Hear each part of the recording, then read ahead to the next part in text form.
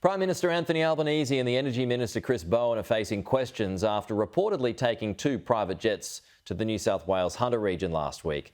Two Dassault Falcon private planes were photographed on the tarmac of Scone Airport while the two ministers were in the Hunter for a conference on net zero.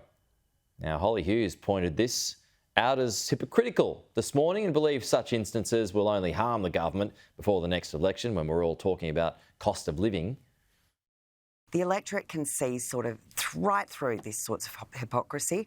And I think as we get closer to the election, they're going to continue to see through this hypocrisy from this government that's very much do as I say, not as I do, does not tell the truth. Mr Albanese promised that this would be a government that was transparent. We know the opacity that they show is just breathtaking.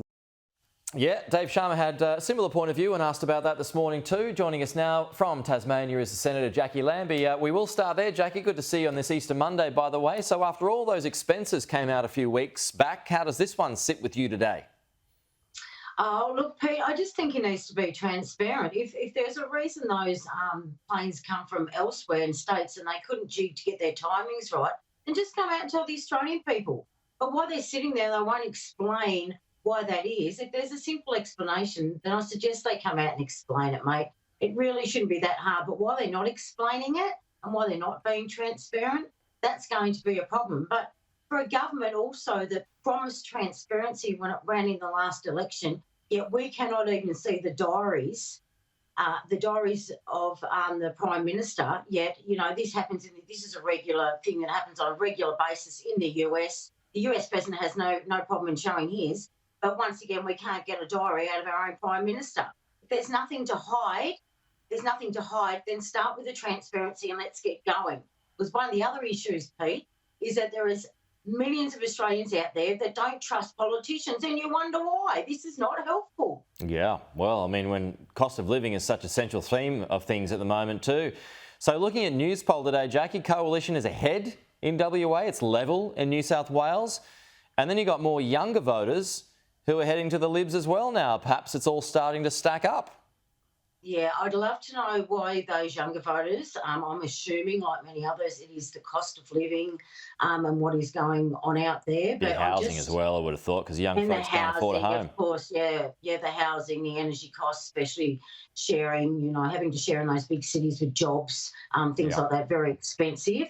Whether that's doing it but I think we need to get to the bottom of this, because I wouldn't be the only member of Parliament out there, mate, that cannot connect with that younger generation. There must be a way of doing this. So we'll keep out there and keep trying that, and I'll keep listening to them. But yeah, very hard. They just seem extremely to be very disconnected from politics, full stop. Well, Barnaby Joyce here at the point this morning. It's looking like this is all heading towards a hung parliament or a minority government at the next election, which could well be chaos from what we've seen in the past. Is this where you think it's all heading?